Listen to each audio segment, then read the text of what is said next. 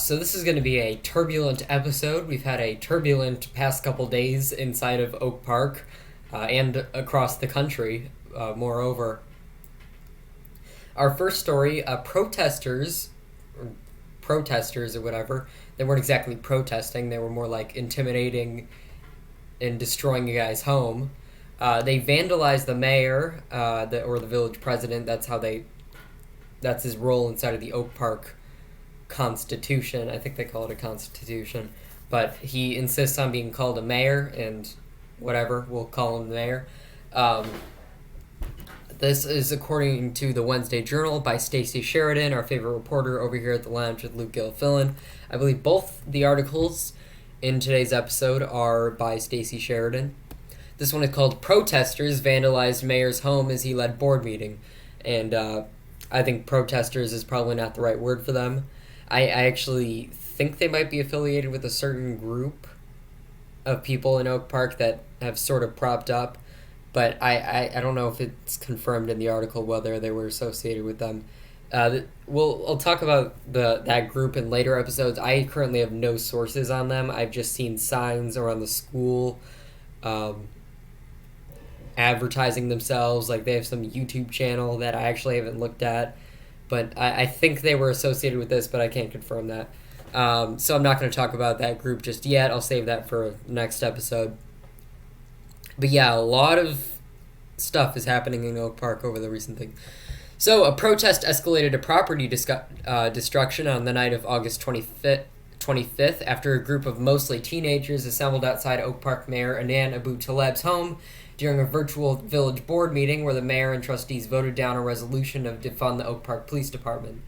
So there was a resolution for the village where the board of trustees, they voted it down. It was to defund the Oak Park Police Department. I don't have the exact details of what that constitutes, but I do have the mayor's closing meeting remarks, which I'll read at the very end. Quote, "My family should not be endangered because I'm serving the people," and Abu Taleb told the Wednesday Journal, and he's absolutely correct. The defunding resolution was sponsored by trustee Artie Walker Petticoatla, who you might remember for calling a citizen volunteer a racist with no evidence. You might also remember her supporting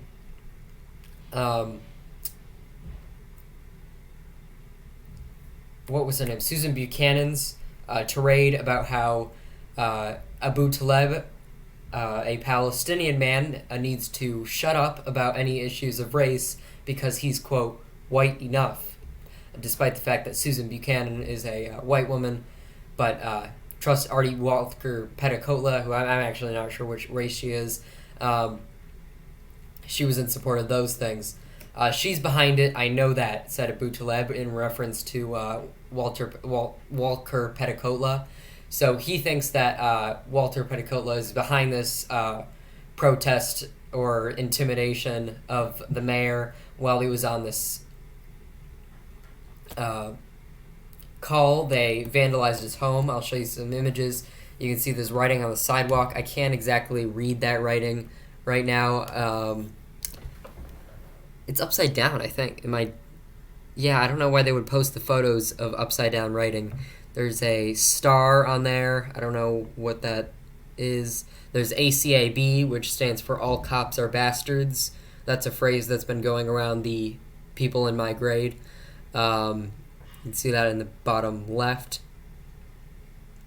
There's a lot of stuff, just like gibberish. I don't know if that's chalk. I presume it's spray paint because they're using a power hose to clean it off. You probably could just use a regular hose if it was just chalk, but I'm sure some of it is spray paint, some of it's chalk. You can see even with the power hose, there's still that star. I don't know what those stars exactly mean.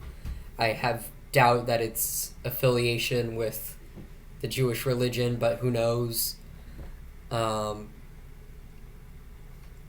defunding resolution was sponsored by trustee in an email statement, Walker Petticoatla said that she was not involved in organizing the protest. At least 100 protesters gathered outside the mayor's home demanding the village board pass the resolution to hire fewer officers and reallocate village resources towards social services by 2021. The chanting got louder and the crowd grew more irritable. They just grew more irritable, as if they were not irritable already, and came to intimidate and destroy his home. There's images. I'll put them up now. You can see this is his garden. They smashed his pots. And this is going on while he's in the meeting. While he's in the meeting with his family, presumably in the home. Actually, I think his family might be out of... His children might have grown up past that by now, because I think I have heard about his children just through Jane. They're older. Either way, you can see his garden was destroyed, pots smashed, flowers knocked over. I don't see any damage to the house per se, but yeah, they've destroyed his garden. So they trespassed and destroyed his property. 100 people. Can you imagine having 100 people outside your home in a residential neighborhood? What are they doing? They're probably chanting. I wish there was a video of the meeting. I could probably find that, but I'll save that for another meeting or another lounge. I think I'll do a second one on this. But this is probably the biggest story Oak Park has had in a long, long time. Because violent intimidation of a local politician, like a trustee board member, that's crazy. 100 people? That's absolutely insane. Now, I don't know why the police weren't there. There should have been police there. They knew this was going on. I knew that people were going to... I knew that people were going to show up outside the mayor's house before they actually did so, but for some reason the police weren't there, or they weren't able to stop these people from getting into this guy's backyard and smashing his property. Some sat on the mayor's porch and others went around to his backyard. Then protesters reached their boiling point when the board voted 5-2 against the defunding measure. The board told Wednesday Journal, and I'm just guessing it was probably Susan Buchanan and R.T. Walker Petticoatla who voted for the measure. The mayor told Wednesday Journal that many of the protesters may have had experiences with the police which spurred them to protest.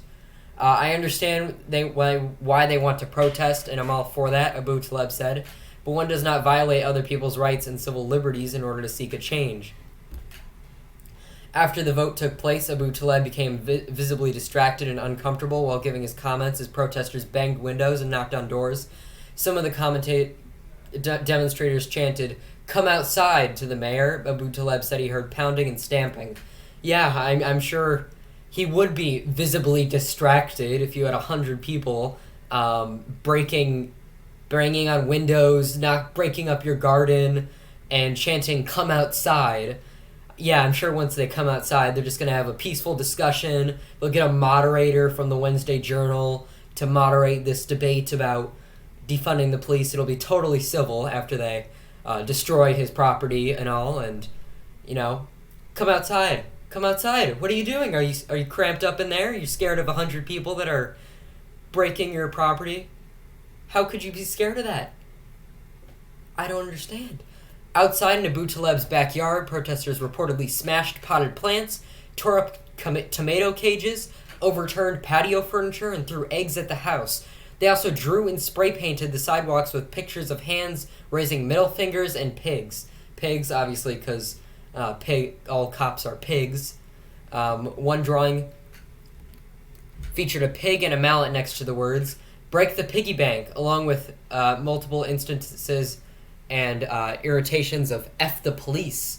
You can tell that these people are intellectuals, just going and spray painting their essays on the sidewalk on the benefits of social services. Obviously, they're citing Salt Lake City as an example of how giving money to social services alleviates crime and whatnot better than further allocation of resources towards the police.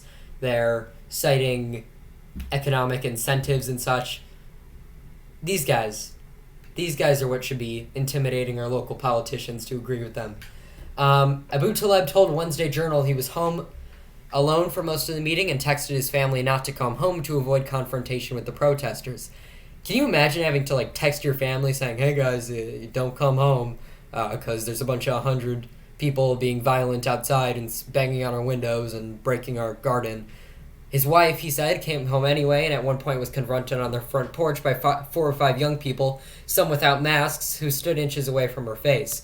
So, clearly violating mask ordinances in Oak Park. The protests became so distracting that the Board of Trustees ended up adjourning the meeting earlier despite having other police reform agenda items to discuss. Trustees Dino Andrews, Simone Boutte, Susan Buchanan, Dan Maroney, and Jim Toglia signed a joint statement to Wednesday Journal condemning the act of vandalism. Walter Petticotla's name was not in the statement. So even Susan Buchanan had the sensibility to say, hey guys, maybe we shouldn't be violently intimidating people that we disagree with. Walter Petticotla, nothing's too far for her. We call on the young people who damaged the mayor's property to step forward and take responsibility for your actions, the statement reads. Political advocacy does not give you the right to commit crimes. Oh, that's news to these people. Progress on police reform initiatives up for discussion that night, the trustees wrote, have been stalled because of protests. According to the statement, the rally was organized by members of activist groups Freedom to Thrive Oak Park and Revolutionary Oak Park Youth League, Royal. Revolutionary Oak Park Youth League is the specific group I was talking about. So yes, they were associated with that. Revolutionary Oak Park Youth League is a group of communists. That's how they project themselves on the posters that they put around the school grounds, and they're communists. That's the communism label used to be like a no-go territory and something people would use to strawman their political opponents. These guys are actual communists, and they openly say so, and they are a group in Oak Park that has violently intimidated the mayor, and they should be, I don't want to say cracked down upon, but the violent members should certainly be cracked down upon and arrested and prosecuted as you could probably get them with a, actually I don't know hold on, I don't want to express this thought until I know like the actual legal standard for this specific charge.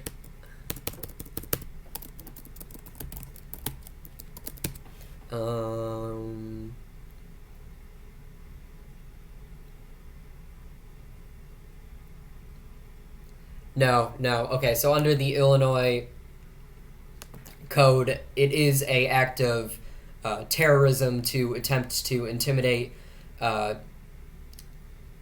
large groups of the large population groups into accepting like a political ideology or advancing a political agenda. So they did use terrorism on an individual, but legally it has to be a large group of people. So you can't get them with a terrorism charge. The trustees also called on the adult... Actually, I honestly think that charge should be amended to be any person. If you're using violent intimidation for a political cause, no matter what, I think that no matter how many people you're doing it to, I think terrorism should apply to that. And it's sort of like... I guess it sort of is a large group of people, because if it was any other person and they were the village president and they believed the same things that Ananabu Taleb believed, then they would also have the same treatment done to them. So I guess they're intimidating all their political opponents, but they're targeting him specifically, so you can't get them on that charge. The trustees also called on the adult organizers of the rally to take responsibility for the role they played and to condemn property damage, vandalism, and violence in all forms.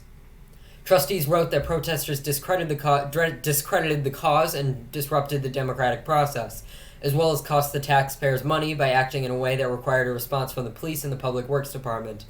According to the joint statement, protesters damaged more than just property. In bulleted points, the trustees wrote that the actions of the protesters disrupted the democratic process, discredit the cause, dissuade people from running for office. Yes, that is another side effect, and cost taxpayers money in requiring a police response and a public works response. Walter Petticola was asked to participate in the joint condemnation of property damage but refused, Abu Taleb said. That says a lot about her. I'm just saying, if you cannot condemn property damage and violent intimidation of your political opponents, you are a horrible person. And I don't say that lightly. What she's engaging in is a subtle act of political intimidation, or in other words, by the definition that you can find on basically every dictionary, that is form of terrorism. That's what it is. I'm not saying the specific refusal to condemn the things is an act of terrorism, but if you're engaging that and promoting it, which she doesn't exactly seem to be promoting it. According to the mayor, she is, but there's no real evidence of that. But yeah, if she was promoting this, then that would be an act of terrorism. In an email sent to the board by Walter Petticola, she confirmed she had been asked to participate in a joint condemnation. So she was asked to participate, and she refused, which is a mark of being a horrible human being who has lost all sense of humanity before the altar of political ideology. I won't denounce this protest, just as I will not denounce the unrest that is happening in Chicago, Walter Petticola wrote. I will never denounce an oppressed group saying enough. By not signing the statement, yes, I'm sure they were very oppressed as they went to the most powerful person inside of their entire town, and while the police were there, were able to go into his backyard, smash his property, egg his house, intimidate him into stopping a meeting, and then force him to tell his family to not come home tonight. Yes, I'm sure you're the oppressed one. Very good. Yeah, because oppressed people are well known for intimidating the leaders of their governments. Very well known for that. And getting away with it while the police are there. That is one thing I know about oppressed people. That's what they are.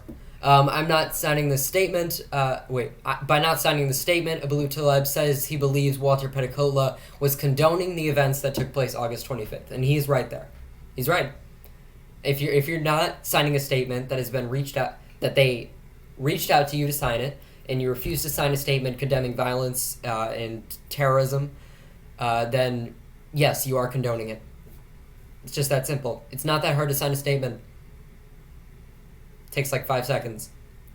When you have a trustee who says it's okay to damage people's property, Abu Taleb said, the community should know who that trustee is, and it's Artie.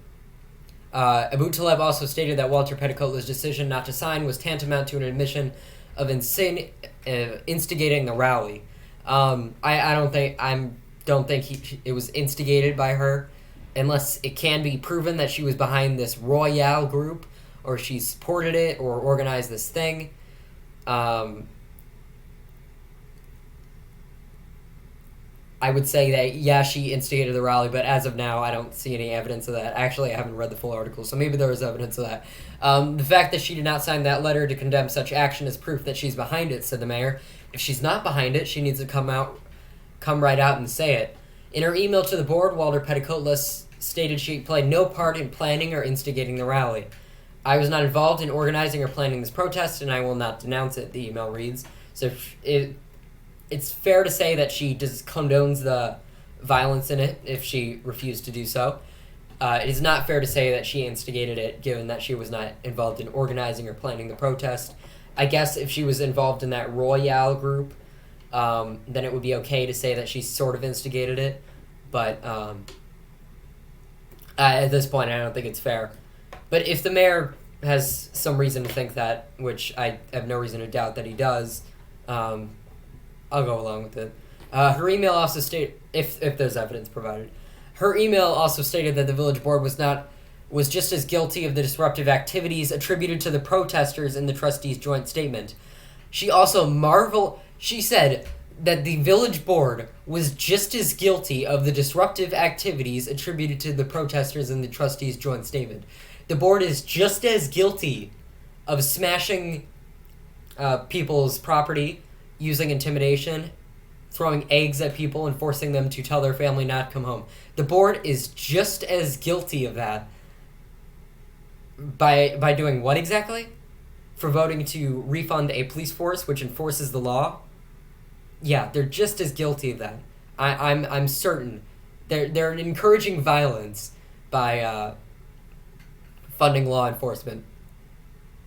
That connects very well. She also marveled at the I'm sorry, allocatory. I cannot pronounce that word. With which the board issued their condemnation. If only we could be so quick to denounce the damage that we were doing to our youth by ignoring their experiences and their pain. Walter Petticola is previously organized with Freedom to Thrive Oak Park, one of the organizations that the board believes helped coordinate the rally, so she was involved in Freedom to Thrive Oak Park, which could, through one connection that is not too solid, could be seen as instigating the thing. Abu Taleb said Walter Petticola is proud to say she founded Freedom to Thrive Oak Park. People have the right to thrive, yes, said Abu Taleb, but you don't have the right to be on my front porch and to damage my plants and egg my house. You don't have the right to make me not feel safe living in my own home. There was minimal police presence at the protest. Oak Park Police Chief LaDon Reynolds arrived later in the evening, and Commander Shatanya Johnson, in plain clothes, spent time speaking with protesters. Once the board meeting was over, we left the house, Abu Taleb said. Based on the behavior of the protesters, we were concerned for our safety.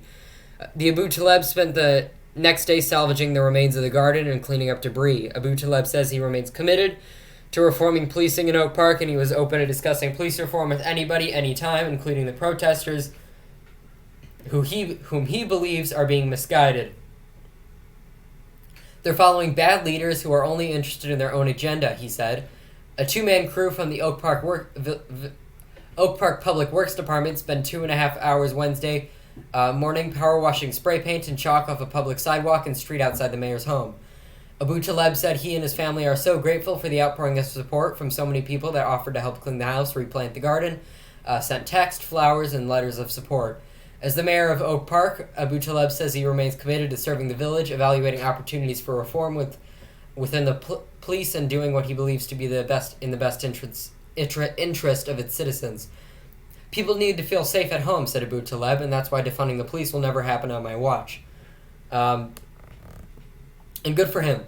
He's standing up for what he believes in against violence and intimidation, and that's something that's brave. That's braver than anyone I've met, really. In the Oak Park sense. Like, doing this thing that's local, that's brave. This is, according to Stacey Sheridan, we got another story. Local activist running for Oak Park trustee.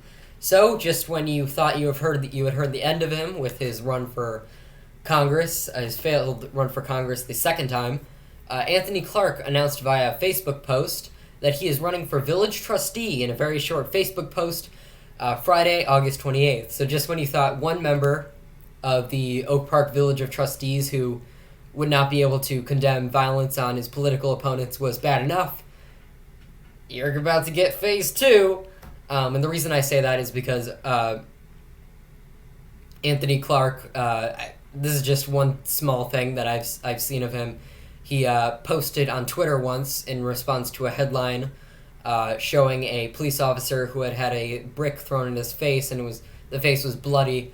Anthony Clark responded by saying, "Is there a legal fund for the brick? How do I donate to the guy that threw that brick? We must defend that brick at all costs."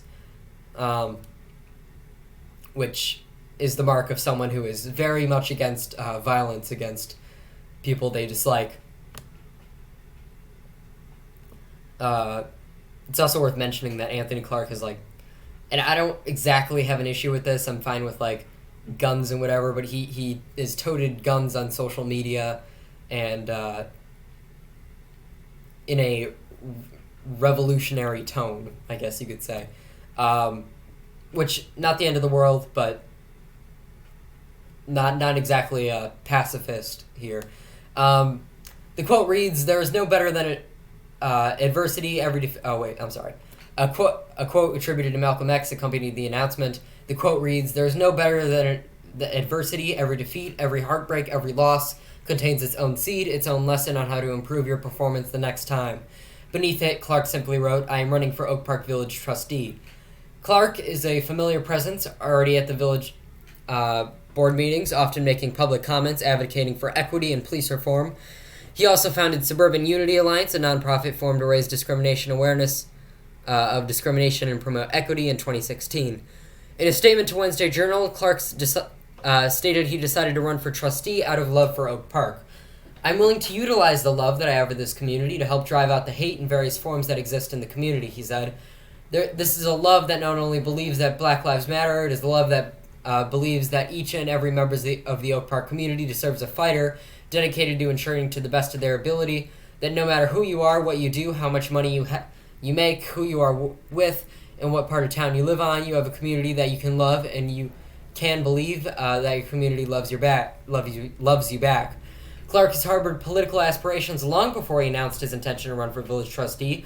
Earlier this year, Clark campaigned to represent Illinois' 7th Congressional District in the U.S. House of Representatives, but lost to incumbent Danny Davis, thank God, in the primary. Clark also tried to unseat Davis as a representative 2 years ago. Outside of politics, Clark teaches special education at Oak Park and River Forest High School, where he founded the club's student hip-hop and comedy clubs.